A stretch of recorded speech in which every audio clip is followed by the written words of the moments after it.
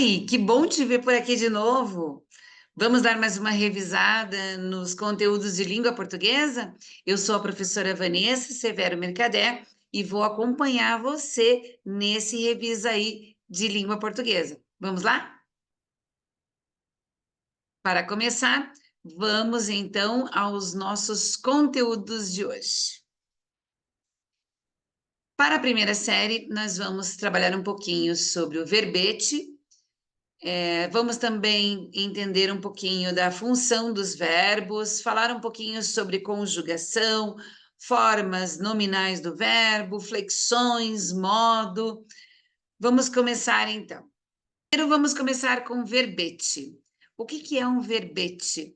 Quando nós pesquisamos uma palavra que não conhecemos, nós temos uma enciclopédia ou um dicionário que vai nos apresentar o que é aquela palavra. Se nós buscamos só o significado dessa palavra, um dicionário é o suficiente. Se queremos saber a respeito de como é que funciona, ou como quando foi inventado algum mecanismo, ou até a biografia de uma pessoa, então devemos procurar um verbete enciclopédico. E isso sim é cobrado em alguns concursos. Por exemplo, leia abaixo um verbete de um dicionário da língua portuguesa, extremoso. Extremoso. Aí nós temos ali o com o circunflexo, adjetivo, esse SM substantivo masculino, então ele pode ser um dos dois. Primeira acepção, extremamente afetuoso, por exemplo, um marido extremoso. Acepção 2, exagerado, descomedido. A afirmativa inadequada sobre os componentes desse verbete é. Então, aqui, nós temos aqui um trabalho de conhecimento do verbete. Então, como é que eu conheço o verbete? Letra A. Extremoso indica a formação do vocábulo. Letra B. Adjetivo ou substantivo masculino indica as possibilidades de classificação. C. Os números indicam os possíveis significados. D. Marido extremoso exemplifica um dos significados. E E. Esse O, como circunflexo, mostra a pronúncia da vogal tônica do vocábulo. Vamos lá. Um dicionário completo vai trazer, sim, a pronúncia da palavra. Então, aqui a letra E correta, e nós estamos procurando aqui a inadequada. Marido extremoso, nesse caso, é sim um exemplo de como é que se usa esse vocábulo extremoso. Então, a letra D também está correta. Veja que ele usa aqui, ó, exemplifica um dos significados. Acepção é o significado de cada palavra. Então, sim, nós temos dois ali e um deles traz esse exemplo de marido extremoso. C. Os números indicam os possíveis significados. Sim, são as acepções. Acepções são significados da palavra. B. ADJ e SM indica as possibilidades de classificação. Sim, adjetivo, classificação da palavra. Substantivo masculino, classificação da palavra. Porém, a letra A diz que extremoso indica a formação do vocábulo, e não. Extremoso é a separação silábica, que muitos dicionários que são completos trazem isso. Como que nós devemos estudar o verbete?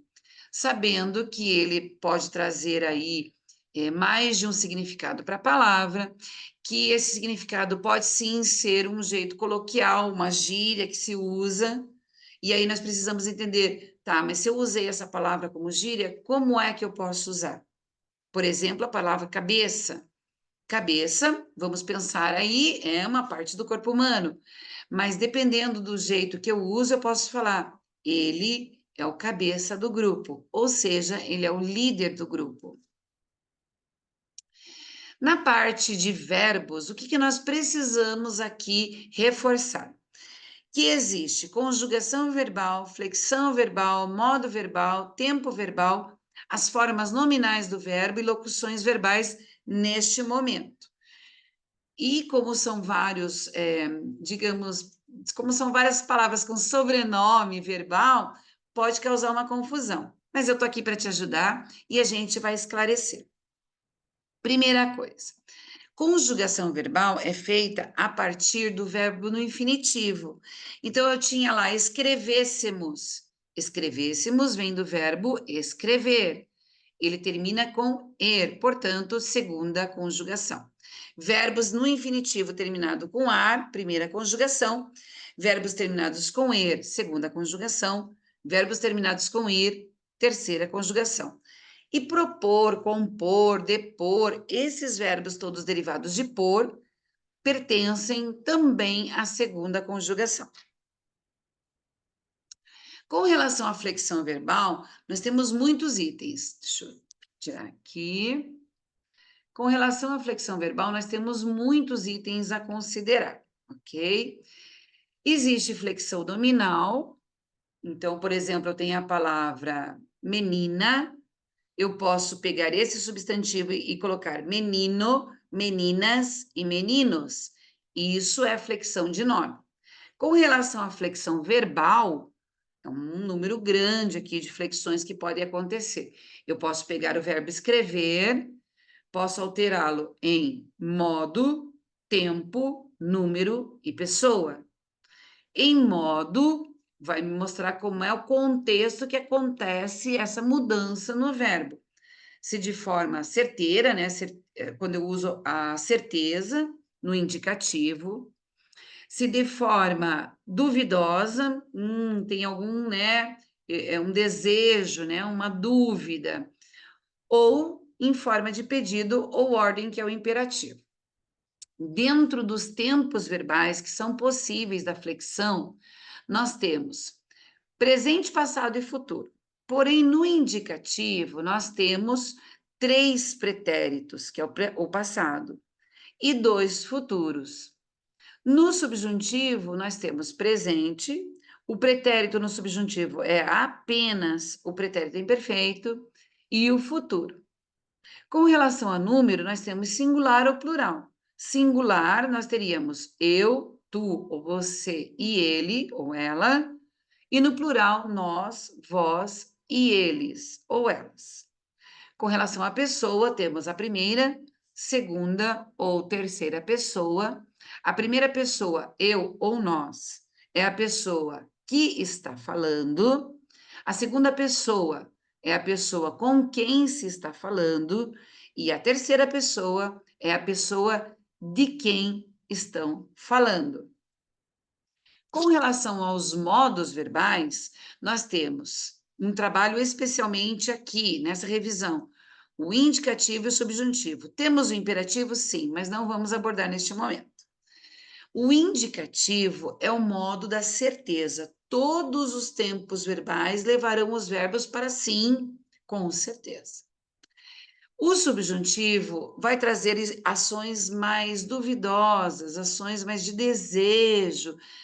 Não é tão certo assim. No indicativo, nós temos, com relação ao conceito do tempo, o presente, que indica um fato no momento em que se fala, o pretérito perfeito, que é um fato que sim, já concluí no passado, o pretérito imperfeito, que vai trazer um hábito que se tinha e que se não pratica mais. O mais que perfeito é o passado do passado. E aí eu te pergunto, você entende assim como o passado do passado? Para se entender esse conceito, eu vou falar para você o seguinte: minha avó é costureira e ontem ela me deu um vestido. Ontem ela me deu um vestido. Muito bem. Ontem ela me deu um vestido, já é passado. Só que você entende que antes mesmo dela me entregar o vestido, antes disso, ela costurou esse tecido, ela costurou o meu vestido. Então, eu tenho, ontem, minha avó me deu um presente que ela costurara. Essa é a ideia do passado, antes mesmo do passado. Esse é o pretérito mais que perfeito. Com relação ao futuro, nós temos o futuro do presente, que é exatamente o que nós conhecemos por futuro, tá? Não se confunda com outros, é o futuro mesmo. E o futuro do pretérito é aquele que é uma certeza. Sim, é uma certeza.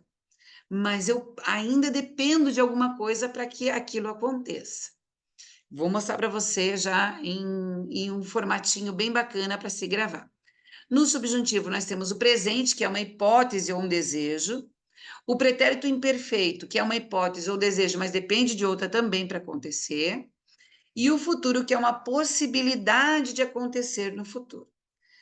Como eu te falei, a gente precisa gravar de alguma maneira, certo? E aí nós temos um trabalho com outros verbos. Cuidado quando você for usar o verbo tem. No singular, T-E-M, apenas. No plural, eles, vamos colocar assim, tem uma letra a mais do que ele. Então, o acento circunflexo vai acontecer para me mostrar essa diferença que existe entre singular e plural. T, E, acento circunflexo no E e M representa o tem no plural. Traz e traz, o som é igual. E aí nos gera uma dúvida. Em que posição você está vendo o acento no A? Ah, sim, ele é um acento agudo. Essa posição é o lugar do acento no A. Então, traz com S e com acento significa um advérbio de lugar. Atrás, de trás, para trás. Enquanto que traz com Z, sem acento, sem o S, significa o verbo trazer. Ele traz isso até mim. Então, o verbo trazer é sem acento e com Z. Faz e fazem. Quando nós conjugamos, existe eles fazem o trabalho, elas fazem o exercício. Então, ao faz pode existir ele faz e ela faz. Porém, eu vou pedir que você fique atento se for direcionado a tempo decorrido, porque não existe fazem 10 dias, fazem 5 meses, não existe. Para tempo decorrido, só posso usar o faz no singular. Faz 5 dias, faz 5 minutos, faz 1 hora, enfim. Para tempo decorrido, o faz no singular. E aí, como eu te falei, eu vou te mostrar aqui uma técnica de memorização que é muito bacana. Essa técnica não é minha, eu estou emprestando ela do professor Expedito de Oliveira. Ele pensou em como é que eu poderia lembrar todos os tempos verbais dentro desses dois modos verbais, o indicativo e o subjuntivo. E aí funciona da seguinte maneira: atenção. Nós temos o i, que é o indicativo, que é o modo da certeza.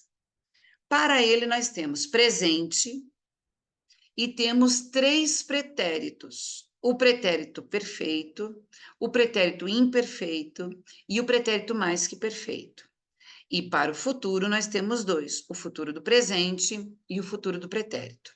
Eu quero que você olhe com atenção futuro do presente, presente e pretérito perfeito. Esses 3 últimos, eles representam o que você entende por presente, passado e futuro. Ok? No subjuntivo, nós temos presente, temos o pretérito imperfeito e temos o futuro. Conforme a ideia de memorização do professor Expedito, que é o dono dessa memorização que eu estou te passando agora, é o criador, né? Ele fala assim: professor, se você falar a primeira pessoa e conjugar o verbo, o aluno naturalmente vai continuar. Vamos tentar? Eu vou colocar aqui a primeira pessoa para cada um dos tempos verbais do indicativo. No subjuntivo, eu só tenho um pequeno detalhe: ele não vem sozinho. Ou ele vem com um advérbio de dúvida, não podia ser diferente, né? Se ele é da dúvida, o advérbio de dúvida. Talvez eu. Ou ele vem com uma conjunção, que pode ser que, pode ser quando e pode ser se. Essas 3 conjunções não precisam estar somente o quando no futuro, o se no pretérito, elas podem caminhar e até pode ter outras conjunções, tá? E aí eu vou ter, por exemplo, o verbo e aí eu vou ter, por exemplo, o verbo gostar. No presente eu gosto, No pretérito perfeito, eu gostei. No pretérito imperfeito, eu gostava. No pretérito mais que perfeito, eu gostara. No futuro do presente, eu gostarei. E no futuro do pretérito, eu gostaria. Dúvidas aqui que podem surgir. O que que são essas outras terminações? É porque, como nós vimos ali na conjugação dos verbos, primeira, segunda e terceira pessoa, existem algumas variáveis. Por exemplo, eu gosto, mas se for o verbo estar, eu estou. Lá no pretérito imperfeito, eu gostava. Se fosse o verbo ter, eu tinha. Se fosse o verbo fazer, eu fazia. Então, são terminações que são permitidas dentro desse tempo verbal. No subjuntivo, a gente vai ter que eu goste ou que eu faça, se eu gostasse e quando eu gostar. Então, essas são as terminações para se lembrar, né, para se memorizar o indicativo e o subjuntivo. E se eu te perguntasse assim, agora, e se eu tivesse o verbo escrevêssemos, qual é o tempo e o modo? Para isso, você tem que ver que você tem a primeira pessoa do plural, nós escrevêssemos. Mas a gente fala só nós escrevêssemos? Não. Se nós escrevêssemos. Então, eu já tenho uma conjunção aqui me mostrando que ele vai para o subjuntivo. Como eu tenho esses dois S's, é a indicação do pretérito imperfeito. Se eu escrevesse, se nós escrevêssemos. Então, escrevêssemos é a primeira pessoa do plural do pretérito imperfeito do subjuntivo. Fácil assim. É só gravar esse esqueminha que você consegue se dar bem. Vamos agora para as formas nominais. O que que são formas nominais? O verbo assumindo aqui um papel de ou substantivo ou adjetivo. Como que eles fazem isso? Bom, no infinitivo são verbos terminados em ar, é ou ir, ou or, né? Pensando que se isso for impessoal, você vai encontrar assim, tá? Minhas primas gostam de dançar. E aí a gente vai ter o impessoal. Pode ser que apareça com a primeira pessoa do plural. Treinar e treinarmos. Treinar está no impessoal e treinarmos está no pessoal. O gerúndio, não esqueça que é uma indicação de continuidade, tá? Esse é o gerúndio. E ele vai aparecer com letras que tem no nome dele mesmo, gerúndio, NDO. Tira o izinho aí, NDO. E aí ele vai aparecer assim, correndo, ficando, estudando, parecendo. Diferente do particípio, que vai assumir um tempo verbal dando a impressão de conclusão. O almoço está terminado. Então, essa ideia de conclusão pertence ao particípio que tem o finalzinho ali, a desinência do verbo em ado e ido. Tem algumas formas irregulares também, mas vamos nos ater a esse momento. O que é uma locução verbal? Uma locução verbal, então, eu vou buscar lá uma forma nominal, que eu acabei de falar para você, que é parte do verbo principal, e antes dele a gente vai encontrar um verbo auxiliar, aquele que corre. O verbo auxiliar, ele anda muito mais, ele vai, ele busca a pessoa. Não quero essa pessoa, quero a segunda pessoa, quero a terceira pessoa. Quer passado, quer presente, quer futuro. Isso é função do auxiliar, enquanto que o verbo principal traz a maior carga semântica, e aí a gente tem uma locução verbal. Então, vejam o que, que acontece ali, ó. Pedro está estudando para o vestibular. Esse está, o que, que ele me mostra? Que é o tempo presente, está estudando. Se fosse ontem, Pedro estava estudando. Veja que o verbo principal não altera. Quem faz essa mudança toda é o verbo auxiliar. Ana tinha comprado um celular. Então, aqui só para a gente mostrar que pode ser gerúndio, pode ser infinitivo e pode ser o particípio, tá? Então, Ana tinha comprado um celular. E se fôssemos nós, eu e você? Nós tínhamos comprado um celular. Veja, o verbo principal continuou igual. Em contrapartida, o verbo auxiliar ficou ali fazendo essa alteração, tá? E aí, eu trago para você também aqui, eu quero revisar todos os slides das aulas do terceiro bimestre. Você vai encontrar nesse QR Code, que é o Padlet da língua portuguesa. Então, na primeira série, nós temos um Padlet que traz, desde o começo do ano, todos os slides com as aulas de referência do bimestre. Inclusive, esse vídeo do Revisa Aí, você também encontra lá, e os slides que eu usei, certo? Espero que tenha te ajudado, dá para você rever muitas vezes aí, bom estudo, e não esqueça de fazer os exercícios do livro didático e do guia, certo? Até a próxima!